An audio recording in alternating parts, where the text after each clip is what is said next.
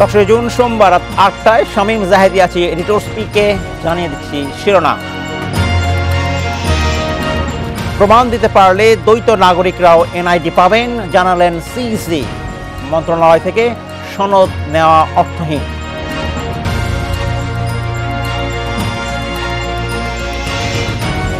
ঋণের ফাঁদে পড়তে যাচ্ছে বাজেট, শঙ্কা অর্থনীতিবিদদের। ঋণ খেলাপি হওয়া বিজনেস মডেল হয়ে দাঁড়াচ্ছে।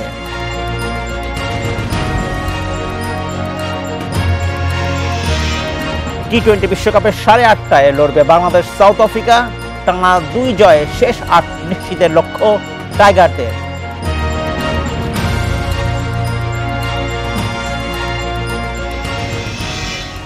সরকারের ঋণ নেওয়ার প্রবণতা অব্যাহত থাকলে 2024-25 অর্থ বছরের বাজেট ঋণের ফাঁদে পড়তে পারে বলে শঙ্কা জানিয়েছেন অর্থনীতিবিদরা। সংবাদপত্র মালিক সমিতির নোয়াব এবং সম্পাদক পরিষদ আয়োজিত বাজেট আলোচনায় এসব কথা বলেন তারা। এসব নিয়ে আলোচনা করতে আমাদের সঙ্গে যোগ দিচ্ছেন পলিসি রিসার্চ ইনস্টিটিউটের নির্বাহী পরিচালক এবং অর্থনীতিবিদ doctor Ahsan H Mansur. Doctor Ahsan H Mansur, আপনাকে স্বাগত জানাচ্ছি। আশা করছি আপনি ভালো আছেন।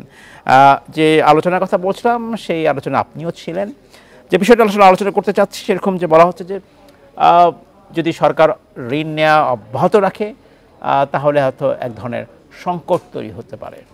মূল বিষয়টা হচ্ছে যে এবারে বাজেট কিন্তু তুলনামূলক ছোট করা হচ্ছে, অর্থাৎ খুব বেশি বড় করা হয়নি, প্রয়োজন নেই বলেই মনে করা হচ্ছে। তারপরেও কেন ঋণের ফাঁদে পড়বে বলে আপনারা মনে করছেন? সেক্ষেত্রে কি সরকারের যে ব্যয় কমানো উচিত ছিল সেটা তারা কমায়নি এই বাজেটে?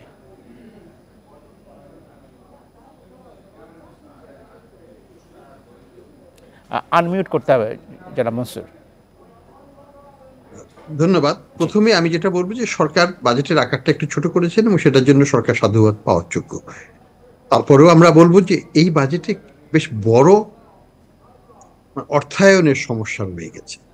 অর্থায়নের সমস্যা দুই দিক থেকে। একটা হচ্ছে যে ঋণের বোঝা বাড়ছে এবং ঋণের সার্ভিসিং এর কস্টটা প্রতিনিয়তই বাড়ছে।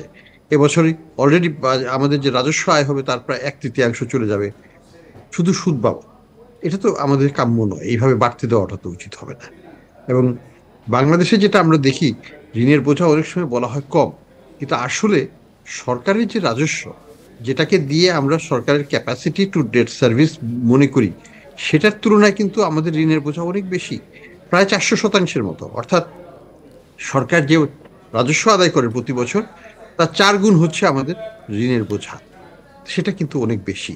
সেটা অনেক সময়, একসময় IMF থাকাকালীন এটাকে ধরা হতো যে হিপিক, হাইলি ইনডেটেড পুয়ার কান্ট্রিজদের জন্য এটা একটা থ্রেশহোল্ড। অর্থাৎ 400% ক্রস করা মানে you are highly indebted country, and if you are poor then you have a serious problem and debt restructuring and everything would be needed.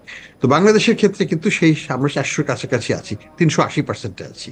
কাজে এটাকে আমি বলবো না যে আমরা খুব স্বস্তির জায়গায় আছি। তারপরেও বলবো যে ঋণ নিতে হবে, ঋণের দরকার আছে। আমাদের রাষ্ট্র পরিচালনায় পৃথিবীর সব দেশেই ঋণ নিয়ে থাকে, আমাদেরও নিতে হবে। তবে যেটা করতে হবে সেটা হলো যে ঋণের দুটো ইম্প্যাক্ট আছে। একটা তো হচ্ছে ঋণের বোঝা, আরেকটা হচ্ছে সরকারি কি সব খেয়ে ফেলবে কিনা। সরকার যদি অর্থনীতির সব ঋণ খেয়ে ফেলে, আমাদের ব্যাংকিং খাতের সব ঋণ যদি সরকারি পুঞ্জীভূত করে, তাহলে ব্যক্তি খাত কি পাবে? এই বছরে এই সমস্যাটা প্রকট হচ্ছে। প্রায় আমাদের ডিপোজিট বাড়বে 1,70,000 কোটি টাকার মতো, সরকার নেবে 1,40,000 কোটি টাকার মতো, তাহলে থাকবে কতটুকু? সরকারের সাইজ হচ্ছে 14%, সরকার নিচ্ছে 76%, আর বেসরকারি খাতের আকার হচ্ছে 86%, তারা পাচ্ছে 24%। তাহলে তো ইকুয়েশনটা, কিন্তু সমীকরণটা মিলে না। কাজে সরকারকে এখানে ভাবতে হবে যে আরো কিভাবে কৃচ্ছতা সাধন করা যায়, আরো কিভাবে মন্ত্রণালয়ের ব্যয় বা কাট কমানো যায়, মন্ত্রণালয়ের সংখ্যাও কমানো যায় কিনা সেটাও ভাবতে হবে। এবং আমি মনে করি যে যায়, আমাদের কোনো দরকার নাই পাট মন্ত্রণালয়। পাট আমরা কতটুকু রপ্তানি করি, সেটা যে কোনো খাদ্যের সাথে মিশিয়ে agriculture ministry can handle that part. বস্ত্র মন্ত্রণালয়ের কি দরকার আছে আমাদের, কয়লা পরিদপ্তরের কি দরকার আছে আমাদের, এই জিনিসগুলো নিয়ে ভাবতে হবে যে অনেক জায়গায় আমাদের যেগুলো দরকার নাই, ঐতিহাসিকভাবে আমরা ইনহেরিট করেছি, সেখান থেকে বের হয়ে আসতে হবে, ব্যয়টাকে সংকুচিত করতে হবে। এই যে আপনি বলছেন সরকারের আকার কমাতে হবে, মন্ত্রণালয়, এতগুলো মন্ত্রণালয়ের প্রয়োজন নেই, সরকারের আকার কমাতে হলে শুধু কি মন্ত্রণালয় কমাতে হবে নাকি আরো আনুষঙ্গিক সংস্থা সংগঠন কমানোর প্রয়োজন রয়েছে? আরো অনেক জায়গায় সরকারকে হাত দিতে পারে, যেমন সাবসিডি আমরা 1,24,25,000 কোটি টাকা বাজেটে ধরা আছে, এটা অনেক বেশি, এটাকে কমাতে হবে। এর মধ্যে বিদ্যুৎ খাত একটা বড় একটা অংশ। বিদ্যুৎ খাতে সাবসিডি যদি এই হাজার হাজার কোটি টাকা দিতে হয় প্রতি বছর, ক্যাপাসিটি পেমেন্টেই যদি হাজার না মানে অনেক অনেক হাজার দিতে হয়, তাহলে কিন্তু আমরা এইভাবে চলতে পারবো না। আমি বলবো যে বিদ্যুৎ খাতের ব্যাপারে সরকারের উচিত হবে বিদ্যুৎ এই প্রতিষ্ঠানগুলোর সাথে টার্মসগুলো রিনেগোশিয়েট করা। আমরা কি পারি না রিনেগোশিয়েট করতে? ঠিক আছে, একটা কন্ট্রাক্ট হয়েছিল, কিন্তু এখনকার বর্তমান পরিস্থিতিতে সরকারের এটা সার্ভিস করতে খুব কঠিন হচ্ছে, পারা যাচ্ছে না। আমাদেরকে এটাকে রিভিউ করা দরকার এবং দুই পক্ষের স্বার্থে রক্ষা করেই নতুন চুক্তি করা যায় কিনা সেটা নিয়ে সরকারের ভাবা উচিত বলে আমি মনে করি বিদ্যুৎ খাতের ক্ষেত্রে। এবং তাছাড়া যেমন রেমিটেন্সের উপর সাবসিডি দেওয়া হচ্ছে, কোনো দরকার নেই। তারা এখন 120 টাকা পাচ্ছে, 119 টাকা, 117 টাকা পাচ্ছে, কি দরকার আছে আমরা তার উপর আবার 2-3 টাকা 4 টাকা দেওয়ার? কাজে এই জায়গাগুলোকে আমার ভাবা দরকার এবং কিছুটা কমিয়ে আনতে পারলে, সরকারের ব্যয় কমাতে পারলে ব্যক্তি খাতের যে অ্যাভেলেবল রিসোর্স থাকবে সেটা পর্যাপ্ত করা সম্ভব, কিন্তু সেটা করতে হবে সরকারকে। প্রায়শই বলা হতো যে যেসব প্রকল্প নেওয়া হচ্ছে তার অধিকাংশই অপ্রয়োজনীয়। এখন কোন প্রকল্প প্রয়োজনীয় কোনটা অপ্রয়োজনীয় এটা অনেকটাই আপেক্ষিক। তাহলে এইটা নির্ধারণ করবে কে যে কার কোনটা প্রয়োজন রয়েছে? সত্যিকার অর্থে কি এটাকে আমরা যদি বলি সমীক্ষা করা হয় কিনা যে এটার কতখানি প্রয়োজনীয়তা রয়েছে এবং কারা দক্ষ ব্যক্তি বা সংস্থা যারা এটাকে নিরূপণ করবে? অবশ্যই সরকারই করবে, কিন্তু সরকার হয়তো অভিজ্ঞ ব্যক্তিদের পরামর্শকদের সহায়তা নিতে পারে প্রজেক্টগুলোকে ইভ্যালুয়েট করার ব্যাপারে। এবং প্রজেক্টগুলো শুধুমাত্র রাজনৈতিক বা কোন মন্ত্রণালয় বেশি পাওয়ারফুল তাদের যে capacity to push their agenda, সেটার ভিত্তিতে না হয়ে এটাকে যদি একটু নিউট্রাল নির্মোহভাবে করা সম্ভব হতো, তাহলে কিন্তু অনেক প্রজেক্টকে বাদ দেওয়া সম্ভব ছিল। তাহলে কি পরিকল্পনা কমিশনের পক্ষ থেকে তাদের দায়িত্ব যে পালন করার কথা সেই দায়িত্ব তারা পালন করতে ব্যর্থ হচ্ছে? আংশিকভাবে বলবো তারা ব্যর্থ হচ্ছে, কিন্তু আবার এটাও বলবো যে তাদের উপর চাপ সৃষ্টি করে এটাকে করা হচ্ছে, তাদেরকে বাইপাস করেও এটা করা হচ্ছে, সরাসরি মন্ত্রী পরিষদে নিয়ে যাওয়া হচ্ছে। এগুলো তো হচ্ছে, আমরা দেখছি, শুনছি। তো সেই জায়গাটা সিস্টেমেটিক একটা রিভিউ করা দরকার, যে প্ল্যানিং কমিশনকে আমরা ক্ষমতায়ন করব, সেটাই তাদের দায়িত্ব। এবং তাদেরকে আমরা কিছু এক্সপার্ট দেব, বেসরকারি থেকে তারা হায়ার করে নিই, যেগুলো তাদেরকে দিয়ে কাজগুলো করিয়ে নিতে পারবে। শুধু ব্যুরোক্রেটস দিয়ে হবে না, তারা সাথে তাদের জ্ঞানও সীমিত। কাজে যে লাইনের প্রজেক্ট সেই লাইনের প্রজেক্টকে সেই লাইনের ব্যক্তি দিয়ে ইভ্যালুয়েট করতে হবে সত্যি সত্যি আমি এটা চাই কিনা, আমার বর্তমান প্রেক্ষাপটে এটা দরকার আছে কিনা। তারপরে সরকারের রাজনৈতিক সিদ্ধান্ত অবশ্যই থাকবে এবং সরকারকে সিদ্ধান্ত নিতে হবে আমার এই পরিমাণ অর্থ আছে, এর বাইরে আমি যাব না। আমি কিভাবে কাট করে আমার ওই সীমিত আয়ের মধ্যে আমি প্রজেক্ট বাস্তবায়ন করতে পারি সেই চেষ্টা করতে হবে সরকারকে। অসংখ্য ধন্যবাদ ডক্টর আহসান এইচ মনসুর আমাদেরকে আপনার মূল্যবান সময় দেওয়ার জন্য। সিলেটের টিলা ধসে চাপা পড়া স্বামী স্ত্রী ও সন্তানের মরদেহ উদ্ধার করা হয়েছে। বৃষ্টিতে রাস্তা পিচ্ছিলের পাশাপাশি সরু সড়কের কারণে উদ্ধার তৎপরতায় দেরি হয়েছে বলে জানান উদ্ধারকারীরা। এদিকে টিলার নিচে ঝুঁকিপূর্ণ বসতি উচ্ছেদের দ্রুত কাজ শুরু হবে বলে জানিয়েছেন সিটি মেয়র। এসব নিয়ে আলোচনা করতে সিলেট থেকে যোগ দিচ্ছেন সহকর্মী মনজুর আহমেদ। মনজুর, আপনাকে স্বাগত জানাচ্ছি, আশা করছি ভালো আছেন। জানতে চাচ্ছিলাম সর্বশেষ কী অবস্থা টিলা ধসে? আমরা ইতিমধ্যেই জেনেছি 3 ব্যক্তির মৃত্যু হয়েছে, এদের মধ্যে স্বামী স্ত্রী এবং সন্তান। সর্বশেষ উদ্ধার অভিযানের কী অবস্থা?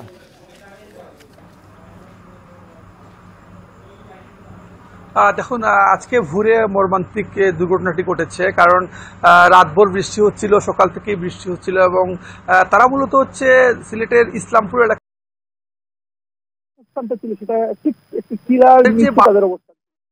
এখানে আসলে দুটি পরিবারের 11 জন থাকতেন। হঠাৎ করে সকাল 6টার দিকে প্রবল বৃষ্টির কারণে উপর থেকে টিলা ধসে তাদের এই আধা পাকা ঘরের মধ্যে পড়ে যায় এবং মুহূর্তে অনেকেই চাপা পড়েন। তখন স্থানীয়রা আসলে এবং স্থানীয় লোকজন আসলে কিন্তু 8 জনকে প্রাথমিক অবস্থায় উদ্ধার করা হয়। এর মধ্যে 4 জনকে আহত হয়েছিলেন, তাদেরকে উসমানী হাসপাতালে ভর্তি করা হয়েছে এবং 3 জন টিলার নিচে চাপা পড়ে যান। প্রথমে ফায়ার সার্ভিস কাজ করেছে প্রায় 2 ঘন্টা সময় কাজ করে আসলে উদ্ধার করতে পারেনি। পরে সেনাবাহিনী একটি দল এখানে আসে এবং তারা আসলে এসে উদ্ধার কাজ চালায় এবং একই পরিবারের 3 জন মরদেহ উদ্ধার করে। এর মধ্যে করিম উদ্দিন আছেন, তার বয়স তার স্ত্রী এবং তার 2 বছরের সন্তান আসলে 3 জন এই মাটির নিচে চাপা পড়ে মৃত্যুবরণ করেন। এখন আসলে পরিস্থিতি আসলে নিহত যারা হয়েছেন তারা কিন্তু যারা এখানে বসবাস করতেন 11 জন, 2টি পরিবারের, তাদের যে যিনি মারা গেছেন তার চাচার পরিবার এবং তার পরিবার, চাচার পরিবারের সবাই কিন্তু বেঁচে আছেন, তার মাও বেঁচে আছেন, কিন্তু শুধু তিনি এবং তার স্ত্রী এবং তার সন্তানরা যে ঘরটিতে ছিলেন তারাই মূলত বেশি চাপা পড়ে যান মাটির নিচে। তারা আসলে তাৎক্ষণিকভাবে বের হতে পারেননি এবং তাদের এই মর্মান্তিক মৃত্যু সেখানে ঘটেছে। আসলে করতে যাচ্ছি সেটি হচ্ছে যে আমরা সংবাদে দেখেছিলাম সিটি মেয়র বলছেন, আমিও সংবাদের শুরুতেই বলছিলাম যে টিলার নিচে ঝুঁকিপূর্ণ জনবসতি সরিয়ে ফেলা হবে, এমন কথা সবসময় শোনা হয় কিন্তু কার্যকর আসলে হয় না কখনোই। এবং নিশ্চিত আমি যে আরও অনেক মানুষ, দরিদ্র মানুষ তারা টিলার নিচেই বসবাস করেন।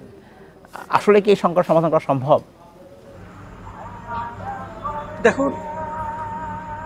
দেখুন আসলে সিলেটে বেশ কয়েকটি উপজেলায় টিলার পাদদেশে মানুষের বসতি আছে, এটা সত্যি।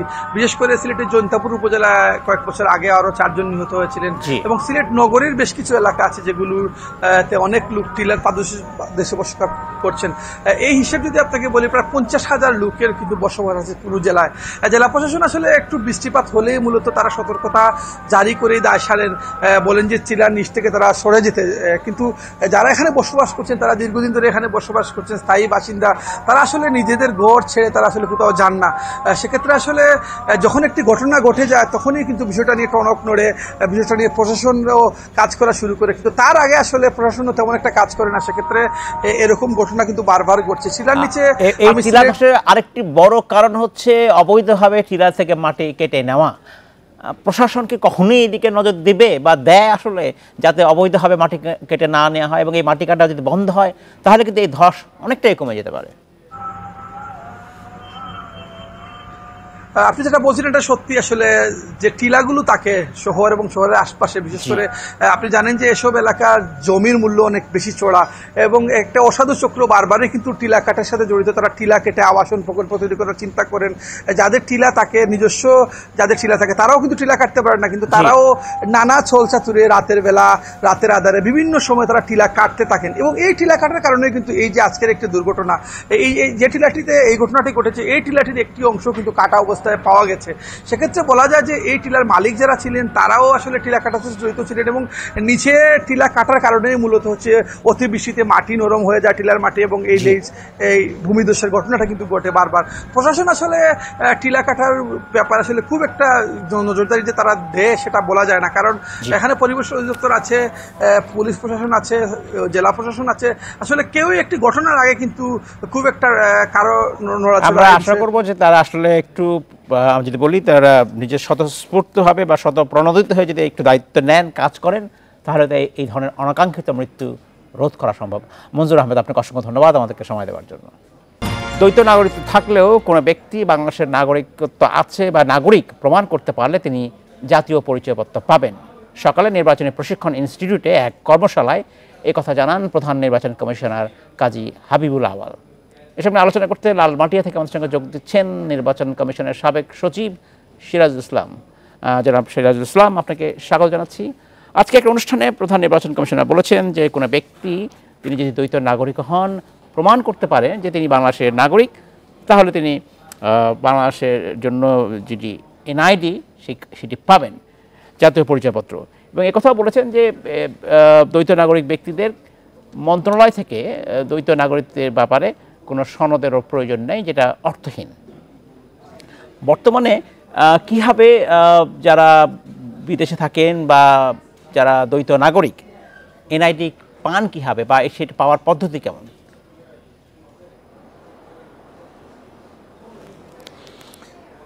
আপনাকে ধন্যবাদ। এনআইডি বা জাতীয় পরিচয়পত্র পাওয়ার জন্য প্রথম যে শর্ত সেটি হলো তাকে বাংলাদেশের নাগরিক হতে হবে এবং তাকে ভোটার হতে হবে। প্রথম কথা হলো তাকে ভোটার তালিকায় তার নাম থাকতে হবে। একজন যদি ভোটার না হন তাহলে কিন্তু তার জাতীয় পরিচয়পত্র দেওয়ার কোনো সুযোগ আমাদের এখানে এখন পর্যন্ত নেই। প্রথম কথা হলো তিনি ভোটার হবেন, ভোটার হলে পরেই তিনি না হলেও কিন্তু এখন জাতীয় পরিচয়পত্র পাচ্ছেন বাংলাদেশের অনেক নাগরিক যাদের ভোটার হবার বয়স হয়নি, তারা কিন্তু পাচ্ছেন 15 থেকে 17 বছর পর্যন্ত পাচ্ছেন। আচ্ছা, ওইটা অবশ্য একটা স্কিম আছে, ওইটা শুরু হয়েছে কিনা আমি জানি না, যদি হয়ে থাকে খুব ভালো কথা। স্কিম, জি, ওইটা হয়ে থাকলে তো খুবই ভালো। এটা আরো নিচের বয়সেও করার একটি স্কিম আছে, সেটা আমি জানি, বাট আমার আপডেটেড নলেজটা নেই আসলে। তো এখন প্রশ্ন হলো যে যারা বিদেশে থাকেন, বিদেশে নাগরিকত্ব গ্রহণ করেছেন, তারা ভোটার হতে পারবেন কিনা এবং জাতীয় পরিচয়পত্র পাবেন কিনা। এটি বলি যে জাতীয় পরিচয়পত্র পাবেন কিনা সেটা নিয়েই কথা বলি, ভোটার হয়তো নাই বা হলেন। তিনি সঠিক বলেছেন যদি তিনি বাংলাদেশের নাগরিক হন, যদি অন্য দেশের নাগরিকত্ব গ্রহণও করে থাকেন, তাহলে তিনি ভোটার হতে পারবেন এবং তিনি জাতীয় পরিচয়পত্র পাবেন। এখানে একটি বিষয় আছে, সেটি হলো, যদিও তিনি বলেছেন, আপনি বললেন যে সরকারের সিদ্ধান্ত লাগবে না, থেকে কোনো সনদ লাগবে না বলে উনি বলছেন, প্রয়োজন নেই। এখন সম্ভবত যারা বিদেশে থাকেন তারা পররাষ্ট্র মন্ত্রণালয় বা দূতাবাসের মাধ্যমে স্বরাষ্ট্র মন্ত্রণালয়ের একটা অনুমতি নিয়ে থাকেন কিনা, ব্যাপারটা কি এরকম কিনা?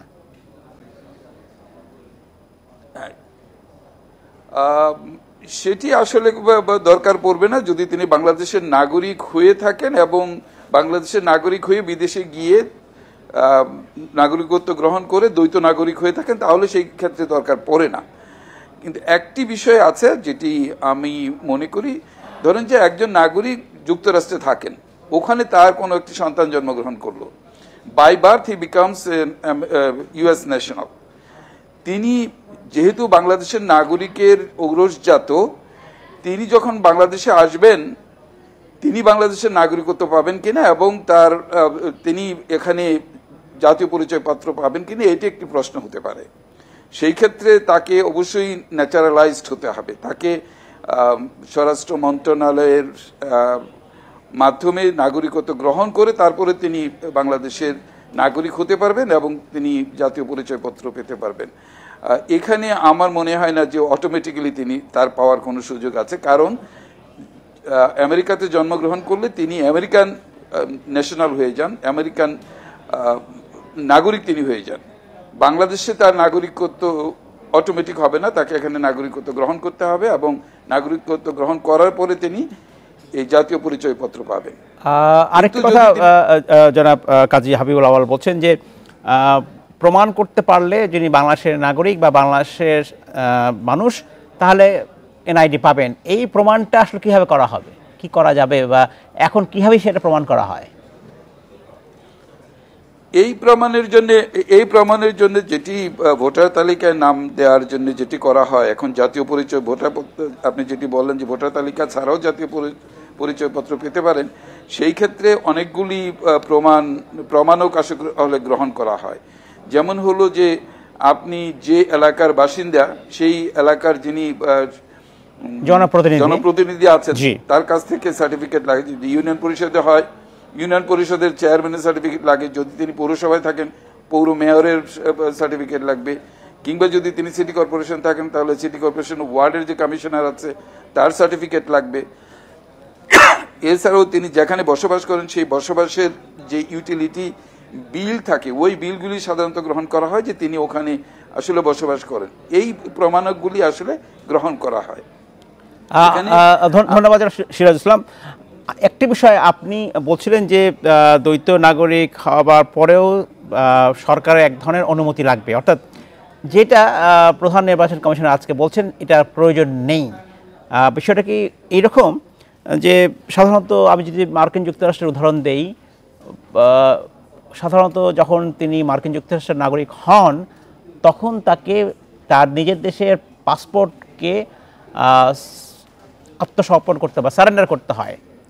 এই কারণে কি আপনি বলছেন যে দেশে সরকারের বা মন্ত্রণালয়ের একটি অনুমতির প্রয়োজন আছে বলে আপনি মনে করছেন? আমি সেটি বলি নাই, আমি সেটি বলি নাই, আমি বলেছি ভিন্ন একটা প্রেক্ষাপট।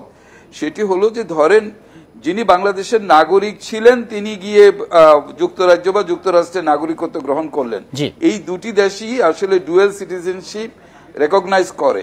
যেহেতু তারা ডুয়েল সিটিজেনশিপ রেকগনাইজ করে সেই জন্যে তাকে আলাদা করে সরকারের কোনো অনুমতিপত্র নেওয়ার দরকার নাই। প্রধান নির্বাচন কমিশনার মহোদয় যেটি বলেছেন তিনি সঠিক বলেছেন বলে আমি মনে করি। কিন্তু একটি বিষয় হলো যে কোনো নাগরিক বিদেশে তিনি বসবাস করছেন, সেখানে তার সন্তান জন্মগ্রহণ করলো, সে by virtue of his birth সে ওই দেশের নাগরিক হলো। তিনি যদি বাংলাদেশের নাগরিকত্ব গ্রহণ করতে চান সেই ক্ষেত্রে অবশ্যই সরকারের সনদপত্র লাগবে, হোম মিনিস্ট্রির একটি রেকগনিশন লাগবে, হুইচ ইজ কল্ড ন্যাচারালাইজেশন। ন্যাচারালাইজেশনের মাধ্যমে তিনি যুক্তরাষ্ট্রের নাগরিক অ্যাট দি সেম টাইম বাংলাদেশের নাগরিক হতে পারবেন। বাংলাদেশের নাগরিক হলে পরে তিনি জাতীয় পরিচয়পত্র পেতে পারেন। যুক্তরাষ্ট্রে জন্মগ্রহণ করে সেখানকার ন্যাশনাল হওয়া সত্ত্বেও বাংলাদেশে ন্যাচারালাইজড হয়ে তিনি বাংলাদেশের নাগরিকত্ব গ্রহণ করতে পারেন এবং জাতীয় পরিচয়পত্র পেতে পারেন। যদি যুক্তরাষ্ট্র ছাড়া অনেক দেশই কিন্তু সেখানে সে দেশে জন্ম নিলেই সে দেশের নাগরিক হওয়া যায় না, যুক্তরাষ্ট্রের ক্ষেত্রে যে নিয়মটা রয়েছে, সেক্ষেত্রে সেই সন্তান কি করতে পারে? তার কি এনআইডি পাওয়ার জন্য বাড়তি অনুমতির প্রয়োজন আছে বলে আপনার মনে হয়? না, সেই ক্ষেত্রে প্রয়োজন নাই, প্রয়োজন নাই। বা ধরেন যে অস্ট্রেলিয়াতে যদি কেউ জন্মগ্রহণ করে, সে বাংলাদেশের নাগরিকের সন্তান, তিনি যখন বাংলাদেশে আসবেন তিনি বাংলাদেশের নাগরিক হিসেবে ট্রিটেড হবেন। তিনি অস্ট্রেলিয়ার যেহেতু নাগরিক নন, তার এটি দরকার নাই। কিন্তু যুক্তরাষ্ট্রের যদি হয়, যুক্তরাষ্ট্র যেহেতু এখনো বাই বার্থ তাদের ন্যাশনালিটি দেয়, সেই ক্ষেত্রে এটি প্রয়োজন পড়বে, কারণ বাংলাদেশে প্রবেশ করতে তার ভিসা লাগবে। তিনি যদি একেবারে নাবালক হন, সে 3 দিন 5 দিনের বয়সও হয়, তার বাংলাদেশে প্রবেশ করতে তার ভিসা লাগবে, কারণ সে যুক্তরাষ্ট্রের নাগরিক। জি, আরেকটি বিষয় বলা হচ্ছিল যে নির্বাচন কমিশনের পক্ষ থেকে বলা হচ্ছিল যে অনেক ধরনের সংশোধন হয় বা যেটা নিয়ে আসলে আজকে আলোচনা সভাটা ছিল, সেগুলোর কাজের ক্ষেত্রে দীর্ঘসূত্রিতা বিরাজ করে। এই দীর্ঘসূত্রিতা দূর করা আসলে কীভাবে সম্ভব? কারণ অনেক মানুষ আসলে এক ধরনের হয়রানির শিকারী হন যখন তাদের কোনো ভুল থাকলে তাদের এনআইডিতে বা জাতীয় পরিচয়পত্রে সেটা সংশোধন করবার ক্ষেত্রে। এইটা আসলে ভালো কোনো উপায় আছে কি না, কি করা উচিত যাতে জনসাধারণের এই ভোগান্তি দূর হয়? কারণ এখন এনআইডি ছাড়া বা জাতীয় পরিচয়পত্র ছাড়া অনেক কাজই করা যায় না।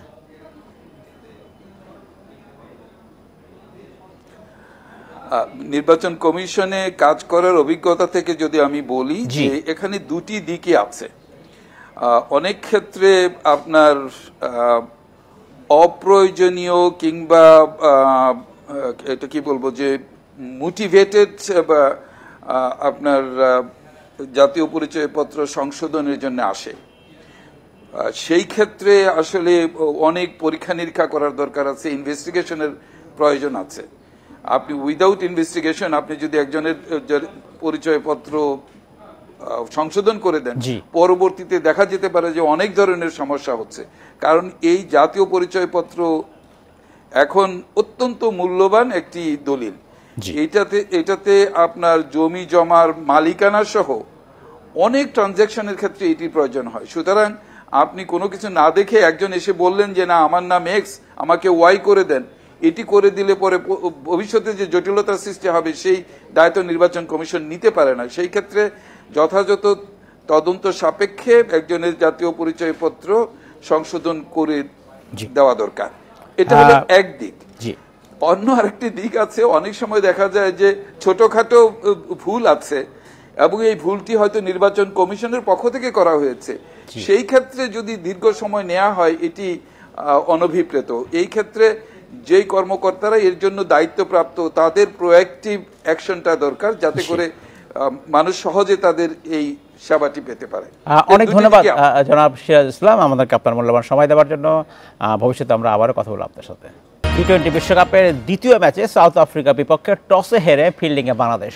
অফ ফর্মে বাদ পড়েছেন সৌম্য, তার জায়গায় এসেছেন একাদশে জাকের আলী। এসব নিয়ে কথা বলতে আমাদের সঙ্গে যোগ দিচ্ছেন ইন্ডিপেন্ডেন্ট টেলিভিশনের ক্রীড়া সম্পাদক রাকিবুল হাসান। রাকিব, আপনাকে স্বাগত জানাচ্ছি। খেলা বলা যায় বাংলাদেশের পক্ষে এই মুহূর্তে। সাউথ আফ্রিকা 2টি উইকেট খুঁয়ে 19 রান করেছে, সর্বশেষ খবর আমি যেটা দেখেছিলাম। তানজিম সাকিব খুব ভালো করছেন। একটু জানতে চাই গতি প্রকৃতি কোন দিকে যাচ্ছে বলে আপনি মনে করছেন? তারা 140 করতে চায়, ইনফ্যাক্ট 140 না 120 রানেও কিন্তু যে লড়াই হচ্ছে, জেতা কঠিন হয়ে যাচ্ছে, এগুলো কিন্তু আমরা দেখতে পাচ্ছি রেগুলারলি। আপনি যদি গতকালই খেয়াল করেন যে মাত্র 119 রান করে ভারত জিতে গেছে পাকিস্তানের মতো দলের বিপক্ষে।